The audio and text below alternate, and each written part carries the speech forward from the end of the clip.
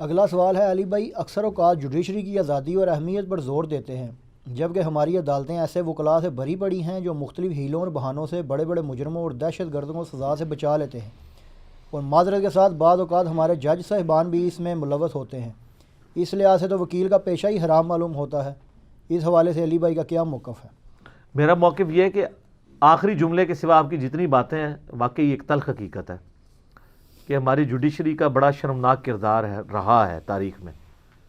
سب کی میں بات نہیں کرتا، لیکن کئی لوگوں کا رہا ہے، اور اس کا نقصان ہمیں بھگتنا پڑ رہا ہے۔ سب سے بڑی جو ڈکٹیٹرشپ کی لعنت ہمارے ملک میں مسلط ہوئی ہے اس عوام پہ، اس کے پیچھے بھی جوڈیشری تھی۔ اس وقت اگر وہ لیجیٹمائز نہ کرتی جنرل ایوب کو، تو یہ بات کہ جتنے تحفے ہم پہ مسلط ہوئے ہیں یہ نہ ہوتے۔ اس وقت قانون جیت جاتا، جو آج تک قانون جیت نہیں سکا۔ اور آج وکلاء جو باتیں کرتے ہیں عدلیہ کی، یہ اس وقت باتیں شروع ہوئی ہوتی ہیں تو معاملات سیدھے ہو جاتے۔ وکالت کا پیشہ فی نفسہ ہی تو حرام نہیں ہے جی۔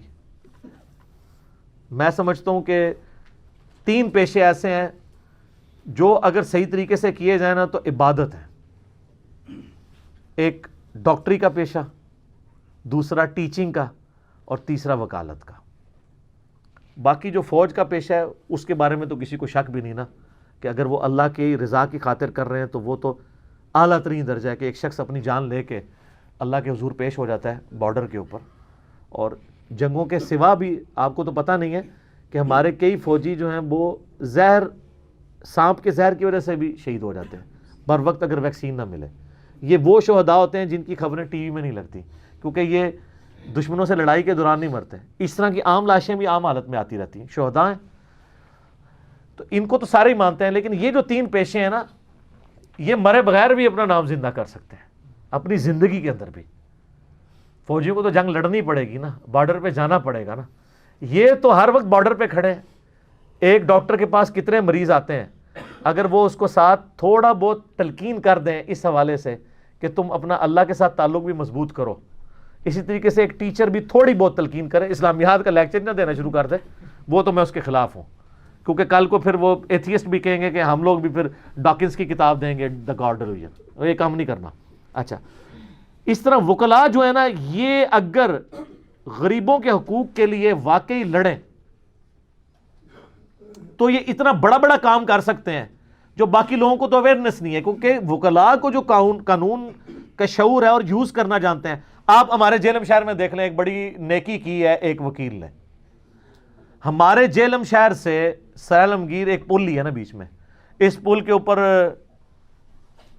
بندوں کو ٹکٹ دینا، گاڑی کو کتنا 30 روپے دینا پڑتا ہے، موٹر بائک والے کو 10 روپے، موٹر بائک والا 10 روپے دینا جی، جیلم دے پول تے دینا سی پہلے پوچھ رہے ہیں 5 روپے۔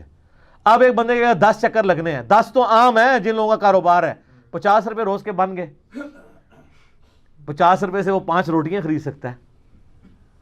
تو ایک وکیل نے رٹ دائر کی، عدالت سے فیصلہ آیا کہ بھی جیلم کا شناختی کارڈ جو دکھائے گا وہ بے شک 100 چکر بھی مارے اس سے پل پہ پیسے نہیں لیے جائیں گے۔ تو یہ صدقہ جاریہ ہمیشہ کے لیے اس وکیل کے کھاتے میں لکھا گیا کہ نہیں؟ تو سر وکیل اچھا کام بھی تو کر سکتے ہیں، یہ تو نہیں کہ وہ۔ لیکن یہ یاد رکھیے گا، اگر کسی وکیل کے پاس کوئی ایسا کلائنٹ آتا ہے جو واقعی مجرم ہے، اگر آپ اس کا مقدمہ لیں گے اور آپ پھر اس کا مقدمہ لڑیں گے تو سر وہ مقدمہ لڑنا بھی حرام، اس کی کمائی بھی حرام۔ اور اس کے لیے مجھے بتانے کی ضرورت نہیں، بڑے بولے بن کے ہمیں لوگ پوچھ رہے ہوتے ہیں جی آپ کا کیا خیال ہے انجینئر صاحب؟ سر آپ کا کیا خیال ہے؟ مسلم شریف میں حدیث ہے، گناہ وہ جو تیرے دل میں کھٹکے اور تو ڈرے اس بات سے کہ لوگ اس پر مطلع ہوں، لوگ مطلع ہوں۔ اچھا، لوگوں کو اگر کسی وکیل کا پتہ چلے کہ یہ جو آجی نمازی وکیل صاحب ہیں، انہوں نے ایک ڈاکو، چور، دہشت گرد اور قاتل کو اپنی زبان کی چرب زبانی سے بچا لیا ہے، تو ان کو کوئی رحمت اللہ علیہ کہے گا یا لعنت اللہ علیہ کہے گا؟ تو بس پھر آپ سمجھ لیں۔ اور جامع ترمذی میں حدیث ہے، حسن ابن علی کہتے ہیں رضی اللہ عنہما کہ مجھے نبی علیہ السلام نے فرمایا تھا، اے حسن جو چیز تجھے شک میں ڈال دے اسے چھوڑ دے، سچائی اطمینان عطا کرتی ہے اور جھوٹ بے سکونی دیتا ہے۔ مسلم شریف میں حدیث ہے، عبداللہ ابن مسعود رضی اللہ تعالیٰ عنہ کہتے ہیں کہ نبی علیہ السلام نے فرمایا کہ مومن کے لیے چھوٹا سا گناہ بھی ایسا ہے جیسا اس کے سر پہ کسی نے پہاڑ رکھ دیا، اور منافق کے لیے بڑے سے بڑا گناہ بھی ایسا ہے جیسے کہ اس کے ناک میں مکھی بیٹھی تو یوں اس نے اڑا دی. یہ تو آپ اپنے ضمیر سے پوچھیں گے نا کہ آپ وکالت کے شعبے کے ساتھ کیا کر رہے ہیں. میں کئی ایسے وکیلوں کو جانتا ہوں, میرے اپنے ریلیٹیوز میں بھی تھے.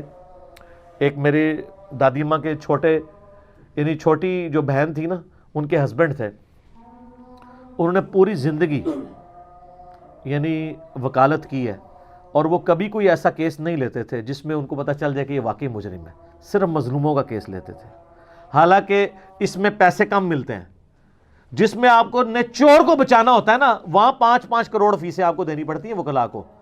جب آپ نے شریف بندے کو بچانا ہوتا ہے نا, وہاں کون مدد فیس دیتا ہے؟ ہاں, اسی مقدمے میں جو دوسرا وکیل ہے نا, وہ پیسے کھا رہا ہوتا ہے, جس میں اس نے اس کو پھنسانا ہوتا ہے. تو وکالت کا شعبہ بڑا, میں سمجھتا ہوں, مہذب شعبہ ہے. اچھا, اس میں کوئی یہ بھی کہہ سکتا ہے کہ جی اگر قرآن پاک میں تو آیا کہ جو نیکی کی سفارش کرتا ہے اس کو اللہ تعالیٰ نے اپریشیٹ کیا ہے سورہ نساء کے اندر, تو وکالت تو مفتی کرنی چاہیے پھر لوگوں کو نیکی کی سفارش کے لیے, کیونکہ عام آدمی تو قانون نہیں جانتا نا. اور وہ وکالت کا شعبہ بھی اس لیے ہے کہ جج کے پاس اتنا ٹائم نہیں ہے کہ پہلے عام آدمی کو قانون پڑھائے اس کے بعد کہ آپ دلائل رکھو. وکیل کرنا مجبوری ہے. اس کی وجہ یہ ہے کہ قوانین عام آدمی کو تو نہیں پتہ ہوتے, تو وکیل پھر یہ بتاتا ہے کہ فلاں شک کے تحت فلاں میرا جو موکل ہے, کلائنٹ ہے, اس کے یہ حق بنتا ہے, اس کو یہ دیا جائے. یہ عام آدمی تو نہیں کر سکتا, اس کو قانون کا پتہ ہی نہیں ہے. قانون بھی ماشاءاللہ سارا انگریزی میں ہے, اردو میں بھی آ جائے تب بھی عام بندے کو نہیں سمجھ آئے گا. تو وکالت وہ کرے گا تو وہ کہتے ہیں لوگ کہ یار نیکی کرنی ہے تو مفتی کر دے, سروسز بیچتے کیوں ہیں؟ تو ان سے ہی پوچھے کہ یہ علماء سے کبھی آپ نے پوچھا ہے کہ آپ بھی مفتی نمازیں پڑھا دیا کریں, مفتی خطیب مفتی قرآن پڑھا دیا کریں, مفتی جمعے خطبے پڑھا دیا کریں, سب سے بڑا کام تو یہ تھا جو نہ بیچا جاتا. تو وہ کہتے ہیں نہیں ہم سروسز دے رہے ہیں. تو سر وکیل جو سروسز دے رہا ہے نا, تو وہ اس سروسز کی کمائی لے سکتا ہے. ان کی سروسز کے اوپر تو پھر بھی حدیثیں موجود ہیں. سورہ نسائی میں حدیث ہے, مسلم کی شرط پہ امام حاکم نے اس حدیث کو صحیح کہا, امام زابی نے موافقت کی ہے کہ کسی ایسے شخص کو مؤذن نہ رکھو جو اذان کی اجرت لے. قرآن پڑھانے کی اجرت کوئی ٹیچنگ کے طور پہ لے سکتا ہے, حدیث پڑھانے کی لے سکتا ہے, نماز پڑھانے کی اجرت نہیں لے سکتا. یہ بالکل سیدھی بات ہے. تو وکیل بھی اپنی اجرت لے سکتا ہے جو سروسز پرووائڈ کر رہا ہے, اس کا حق ہے. اور وکیل بھی مہربانی کر کے فیسیں کم لیا کریں اور کیسوں کو لٹکایا بھی نہ کریں, اور ایڈوانس فیس کبھی بھی نہ آپ وکیل کو دیں. ہاں, کیونکہ وہ پھر کیس بھی نہیں لیتے. تو چلیں دے دیں ان کو کسی شریف بندوں کے ساتھ بٹھائیں کہ بعد میرے کو پیسے نہیں مانگنے. پھر وہ کیس اتنا لمبا کرتے ہیں, لمبا ہوتے ہوتے پھر تھوڑے تھوڑے کر کے پیسے لینے شروع کر دیتے ہیں. لیکن یہ سارے نہیں, مطلب میرا کچھ وکلا سے واسطہ پڑا تو مجھے تو یعنی اچھا تجربہ ہوا ہے. اچھے وکیل بھی دنیا کے اندر موجود ہیں. تو وکیل کا شعبہ فی نفسی غلط نہیں ہے, جس طرح چھری بیچنا فی نفسی غلط نہیں ہے. چھری خریدنے والا اس سے بندہ کاٹ دے تو اس کا قصور ہے. چھری کے خریدنے والا جو ہے وہ علماء کے لیے مرغی ذبح کر کے ان کی دعوت کرے تو ثواب کا کام ہے. سبزی کاٹے تو ثواب کا کام ہے. ٹھیک ہے, تو اس سے اچھے کام بھی ہو سکتے ہیں. ایون ٹی وی بھی اس کو کوئی برائی کے لیے یوز کرتا ہے تو ٹی وی بیچنا حرام نہیں ہوگا. وہ فی نفسی تو ٹھیک ہے, اس کی برائی کا جو یوز ہے, ورنہ تو ہر چیز ہی برائی کے لیے. ٹی وی کو تو چھوڑ دیں, موبائل فون جو ہے ساری اب ویڈیوز تو اس میں بن رہی ہیں. تو پھر کسی عالم کا فتویٰ ہے کہ موبائل فون, وہ کہتے ہیں زیادہ تر چونکہ ٹی وی استعمال ہوتا ہے برائی کے لیے, ٹی وی حرام ہے. تو سر موبائل بھی زیادہ تر برائی کے لیے استعمال ہو رہے ہیں. اسمارٹ فون تو ہوتے ہی برائی کے لیے استعمال ہے. میرے ٹھیپے فون میں 500 والا رکھے ہیں نا, اتنی استعمال ہوتا. لیکن آپ کے علماء نے جو مریدین کے پیسوں سے گفٹ والے وہ 76 موبائل لمبے لمبے رکھے ہوئے ہیں, اسمارٹ فون جسے کہتے ہیں, وہ تو زیادہ تر ویڈیوز بنانے کے لیے, مرد و عورت کے اختلاط کے لیے اور ویڈیو کانفرنسنگ کے لیے اور لڑکیوں اور لڑکوں کی ڈیٹس کے لیے یوز ہو رہے ہیں. تو آپ فتویٰ دیں نا کہ زیادہ تر تو یوز ہو رہے ہیں اس لیے یہ حرام ہے. وہ کہیں گے نہیں, تو یوز کرنے والے کا مسئلہ ہے. تو کوئی بھی چیز اس وقت فی نفس ہی حرام ہوگی جب اس کے یوز کے اعتبار سے, الا وہ چیزیں جو نص قطعی سے حرام ہو, وہ ہر صورت میں حرام ہوں گی. جس طرح سود ہے, سود بالرضا بھی حرام ہوگا, سود بالجبر بھی حرام ہوگا. زنا بالرضا بھی حرام ہوگا. کوئی کہ جی مرد و عورت نے اپنی مرضی سے کیا نا, کسی کا تو کوئی نقصان نہیں کیا بھی پردے میں ہے, کوئی ویڈیو بھی نہیں بنی ہے, آپ کو کیا تکلیف ہے؟ نہیں, زنا فی نفس ہی حرام ہے. اس کے لیے پھر ہم یہ نہیں دیکھیں گے کہ اچھے طالبان اور برے طالبان, یہ نہیں ہوگا. پھر وہ جو چیز کیٹیگوری غلط ہے, کیٹیگوریکلی وہ کیٹیگوریکلی غلط ہوگی. تو وکالت کا پیشہ جو ہے یہ ثواب کا کام ہے, ڈاکٹری کا پیشہ ثواب کا کام ہے، بشرطے کہ ڈاکو نہ بنے. ڈاکٹر تو اس سے پریکٹیکلی ڈاکو بنے ہوئے ہیں. آپ کو پتہ ہے کس طریقے سے میڈیکل ریپ، اس کے اوپر میں پہلے بول چکا ہوں. آج اس کو وکیلوں تک رہنے دیں. اور میں جتنے وکلاء، ہمارے ہزاروں میں اسٹوڈنٹس ہیں جو وکلاء ہیں، رابطے میں بھی رہتے ہیں، ادھر بھی آتے رہتے ہیں، کئی ججز ہیں جو ادھر آ چکے ہیں.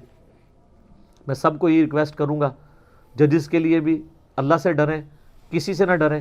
یا تو آپ اس کرسی پہ بیٹھے نا، اگر بیٹھے ہیں تو یہ یاد رکھیے گا کہ دنیا میں اللہ کی اگر کوئی کرسی ہے روحانی اعتبار سے، اس حوالے سے کہ اللہ نے انسان کو خلیفۃ اللہ فی الارض بنایا نا، انسان نائب ہے اللہ کا، تو یہ نائب کی جو کرسی ہے نا وہ جج کی کرسی ہے. سورہ رحمان کے سٹارٹ میں ہے کہ اللہ تعالیٰ نے ترازو کو نازل کیا ہے تاکہ انصاف قائم کیا جائے. سورہ حدید میں ہے ہم نے نبیوں کے ساتھ کتابیں اور لوہا بھی اتارا ہے تاکہ انصاف قائم کیا جائے. سورہ ال عمران میں ہے کہ اللہ تعالیٰ کے ایک ہونے پر گواہ ہے اللہ بھی، اس کے فرشتے بھی، اور اولو العلم قائما بالقسط، اور اہل علم جو انصاف پر قائم ہے وہ بھی. پھر سورہ نساء کے اندر ہے کہ تمہیں اپنے ماں باپ، بیوی بچوں اور رشتہ داروں کے خلاف بھی گواہی دینی پڑے، انصاف پہ قائم رہو. پورے کا پورا اسلام کا سسٹم انصاف کے اوپر کھڑا ہے. مولا علی کا قول ہے کوئی معاشرہ دین کے بغیر تو چل سکتا ہے، انصاف کے بغیر نہیں چل سکتا. یورپ امریکہ میں انصاف ہے، بے دینیت کے باوجود کامیاب معاشرے ہیں، کیونکہ انسانیت کی بنیاد دو چیزوں پہ، احترام جان اور احترام مال. اور اس کو انشور کون کرے گی؟ جوڈیشری. میں اپنی شکایت، اگر میرے ساتھ کوئی زیادتی کرتا ہے، کسی ادارے کا بندہ زیادتی کرتا ہے، کوئی عام بندہ زیادتی کرتا ہے، میں اپنی چیخو پکار کس فورم پہ کروں گا؟ جوڈیشری میں. اور جوڈیشری بھی آگے لیٹی ہوئی ہو کہ ان کو یہ خطرہ لگ جائے کہ یار ہمیں نا رات کو پکڑ کے لے جائے، ہمارے گھر میں کوئی کارروائی نہ کر دے، میرے بچوں کو کوئی اغوا نہ کر لے، اس لیے میں مسنگ پرسن کا کیس ہی نہیں سنوں گا. تو پھر ایسے لوگوں کو تو چاہیے کہ فوراً سے پہلے جوڈیشری سے الگ ہو جائے، بجائے لعنت کھٹنے کے نا سائیڈ پہ ہو جائے. اگر آپ دلیر نہیں ہے نا، آپ کو جج بننے کا کوئی حق حاصل نہیں ہے، چھوڑ دیں اس پوسٹ کو. دوسری طرف آپ نے جو کچھ اویل کرنا ہے وہ بہت بڑا ہے. بخاری مسلم میں حدیث ہے 7 لوگوں کو اللہ کے عرش کا سایہ نصیب ہونا ہے، ان میں سے پہلا شخص ہے عادل حکمران، جو عدل کرنے والا ہے. پریکٹیکلی یہ پوسٹ چیف جسٹس کے پاس ہے یا ہر علاقے میں ایک جج کے پاس ہے. میں نے بہت پہلے کہا تھا جب یہ ہمارے پرائم منسٹر صاحب آئے تھے، میرا کلپ ملینز آف پیپل تک پہنچا تھا، do it first please, English sub title کے ساتھ، کہ خدا کے لیے آپ نے اپنی جماعت کا نام رکھا تھا پاکستان تحریک انصاف، آپ صرف جوڈیشری کو آزاد کر دیں، پاکستان کا ہر مسئلہ حل ہو جائے گا. ہر چیز، جس طرح وہ کہتے ہیں نا، ایک صحابی نے حضور کو کہا تو آپ میں تو جھوٹ بولنا چھوڑ دے، تیرے باقی مسئلے حل ہو جائیں گے. جوڈیشری آزاد ہو جائے، مسئلہ آزاد. کیوں حل؟ اگر آپ کو کوئی ہاسپٹل میں برے طریقے سے بیہیو کر رہا ہے، نہیں آپ کو دوائی دے رہا، جو آپ کا رائٹ ہے، آپ جوڈیشری میں کیس کریں گے اس ڈاکٹر نے مس بیہیو کیا ہے، جوڈیشری آپ کو انصاف دلائے گی. اس ڈاکٹر کو ایک دفعہ اگر ہوگی نا، معطل ہو گیا، اگلی بار اس کو نوکری کی فکر پڑ جائے گی. اگر کوئی پولیس والا آپ کو تھپڑ مار دیتا ہے یا خام خواہ، آپ کو یہ نہیں کر سکتے اس طریقے سے کہ آپ کو رکھ لیں اور اس طرح غائب کروا دیں. کوئی ایجنسی کا بندہ اٹھا کے لے جاتا ہے تو آپ کے گھر والوں کے پاس یہ رائٹ ہے جا کے وہ کہیں کہ جی اس طرح اٹھا لیا ان لوگوں نے، تو وہ جوڈیشری میں پروڈیوس کریں. صرف جوڈیشری آزاد ہو جائے ہر جو ہے وہ دباؤ سے، کوئی فوجی دباؤ نہ ہو، کوئی پولیٹیشین کا دباؤ نہ ہو، کوئی ایجنسی کا دباؤ نہ ہو. سر آپ دیکھیں یہ ملک کدھر جاتا ہے. ایک کام کر دیں، جوڈیشری کو آزاد کر دیں اور ٹائم باؤنڈ کریں فیصلوں کو، کہ ہائی کورٹ میں اتنے دنوں میں فیصلہ ہو جائے گا، سیشن کورٹ میں اتنے میں ہوگا، سپریم کورٹ میں. یہ نہیں ہے کہ جناب اپنی مرضی کے فیصلے. یہ آپ دیکھتے ہیں پولیٹیشنز کی ڈیٹس ایک ہفتے میں 3 دفعہ لگ رہی ہوتی ہیں، اور وہ اگلی ڈیٹ بھی جو دیتے ہیں وہ کہتے ہیں نہیں کل سماعت ہوگی. اور عام بندوں سے آپ پوچھیں، میں بھی کیس بھگت رہا ہوں، ہائی کورٹس میں بھی سال ڈیٹ نہیں لگتی، سپریم کورٹس میں تو کئی سال ڈیٹ نہیں لگتی. آگے پولیٹیشنز کی ہر ہفتے ڈیٹس لگی ہوتی ہیں. ضمانت کے لیے اپلائی کر دیا، ڈیٹ لگ گئی، ساری ڈیٹیں نہیں لگ دیا. ٹھیک ہے، کیونکہ اسی ڈیم بنا رہے ہیں، کہانیاں کرا رہے ہیں. میں اگلے دن وہ گیا عسکری بینک میں نا، تو میں نے وہ ڈیم فنڈ والا وہ باہر لگا ہوا بینک پہ دیکھا نا، یقین کریں میرا دل میری زنانی میرے نال سی. میں کہا میرا دل پہ کرتا ہے میں وٹا چک کے شیشے تے مارا. پھر میں نے کہا نہیں، قانون نہیں توڑنا. میں اندر گیا، میں نے بینک مینیجر کو کہا، میں نے کہا یہ کیا؟ ظاہر ہے میرے تو ویڈیوز کے اعتبار سارے اسٹوڈنٹس ہیں، میں کہیں بھی چلا جو بڑی رسپیکٹ سے وہ پیش آتے ہیں. میں نے کہا یار یہ کہانی تو اتارو باہر جو لگائی ہوئی ہے. تو وہ ہنسنے لگ پڑا، کہتے ہیں سر ہمیں بڑے سختی سے آرڈر ہے، اس کو اتارنا نہیں ہے. یہ وہی ہے جیسے مسجدوں میں لکھا ہے یہاں فلاں مسلک کے علاوہ کوئی نہ تقریر کر سکتا ہے نہ نماز پڑھا سکتا ہے ڈائریکٹرز کے لیے. میں نے کہا یہ کہانی کر کے چلا گیا آپ کے ساتھ اتنی بڑی, 13 ارب کے مفت اشتہار چلوا کے صرف 8-9 ارب یا 10 ارب کا وہ جمع کروا گیا, اور 1500 ارب اس نے اکٹھا کرنا تھا, اس نے خیمہ لگانا تھا, بھاگ گیا ہے. اب تو کم از کم یہ کالخ جو پوری نیشن کے منہ پہ مل کے گیا یہ اتارو. پاکستان کے ہر بینک کے باہر اتنے بڑے بڑے وہ لکھا ہوا ہے ڈیم فنڈ کے لیے, تو کہتا ہے سر ڈیم فنڈ میں پہلے بھی کوئی پیسے, اب تو کوئی ویسے ہی نہیں دیتا نہ کوئی ہے, یہ بس کہانی چل رہی ہے لیکن ہمیں اجازت نہیں کہ ہم اتاریں. سر یہ حالت ہے. یہ چاہیے تھا چیف جسٹس کا کام تھا کہ وہ کہتا کہ ہمارے جو پرانے بزرگان دین جو کر گئے تھے نا, ہم رجوع لاتے ہیں اور یہ کہانی اتارو اور یہ شیشے صاف کرو, کوئی اور لکھ کے لگاؤ کہانی. پوری قوم کو ٹرک کی بتی کے پیچھے لگایا ہوا ہے اور ہم لوگ بھی لگ جاتے ہیں. اور اللہ کے فضل سے اتنے یہ قوم جاہل ہے کہ ہر دفعہ بتی کے پیچھے لگتی ہے. کبھی ایسا نہیں ہوا کہ جناب بچ جائے کہ یہ بتی ہے تو میں بچ جاؤں. اور جو کوئی بولڈ قسم کے صحافی ہوتے ہیں وہ پبلک کو آگے اگر بتا رہے ہوتے ہیں کہ یہ ٹرک کی بتی ہے, کہتے ہیں غدار وطن ہے, اس نے تو لفافہ لیا ہوا ہے, اس نے تو فلاں لیا ہوا ہے. تو سر تو سمجھ آ جائے گی. جو لوگ لاکھوں کی نوکریاں چھوڑ کے اور پاکستان کے درد کے لیے آ کے سوشل میڈیا پہ بات کر رہے ہیں, ایک بندے کا تو میں نام دل سے لیتا ہوں, طلعت حسین. طلعت حسین کو اپنی کریڈیبلٹی منوانے کے لیے نہ جوڈیشری کی ضرورت ہے, نہ پولیٹیشین کی ضرورت ہے, نہ فوج کی ضرورت ہے. اس نے اپنا آپ اپنی زندگی میں اپنے کریکٹر سے منوایا ہے. یہ وہ لوگ ہیں جو لوگوں کے سرٹیفکیٹس کے محتاج نہیں ہیں, یہ خود بہت بڑے آئیکن ہیں جنہوں نے اپنی زندگیاں منوائی ہیں سچائی کے لیے کھڑا ہونے کے لیے. تو وہ لوگ تو ملک میں بیٹھے ہوئے ہیں, چیخ رہے ہیں, وہ بتاتے ہیں یار یہ بتی وہ کہتے ہیں لفافہ لیا ہوا ہے. میں بھی کسی کو لفافہ نہیں لے آیا. میں نے اس وقت بھی دھرنوں کے خلاف بولا تھا جب یہ دھرنے دے رہے تھے, اور جب ان کے خلاف دھرنے ہوئے تو میں نے ان دھرنوں کے خلاف بھی بولوں کہ یار یہ طریقہ نہیں ہے کرنے کا. یہ ایک مہذب طریقہ ہے اپنی بات وکلاء تک پہنچانے کا. مجھے وکیلوں سے بڑی امید ہے. ڈاکٹر اسرار صاحب جب 2009 میں وہ عدلیہ تحریک 2007 میں چلی تھی, 9 میں 7 سے سٹارٹ ہوئی تھی نا الٹیمیٹلی, تو ڈاکٹر اسرار صاحب اس وقت زندہ تھے تو وہ کہتے تھے مجھے اب امید ہے کہ ہماری نیشن ٹریک پہ آئے گی کہ پڑھا لکھا طبقہ جو ہے اس میں قانون کی حکمرانی کا جذبہ پیدا ہوا ہے. لیکن وہ ہوئی, پھر چیف جسٹس صاحب آ بھی گئے, پھر وہ ہائی جیک ہوگی وہ ساری, اور جو ہماری امیدیں تھی سارا پانی پھر گیا, پھر ادھر کا ادھر ہی ہے. تو ہم تو رو پیٹ سکتے ہیں علمی طور پہ, اور کیا کسی کو سمجھا سکتے ہیں. ٹھیک ہو گیا جی.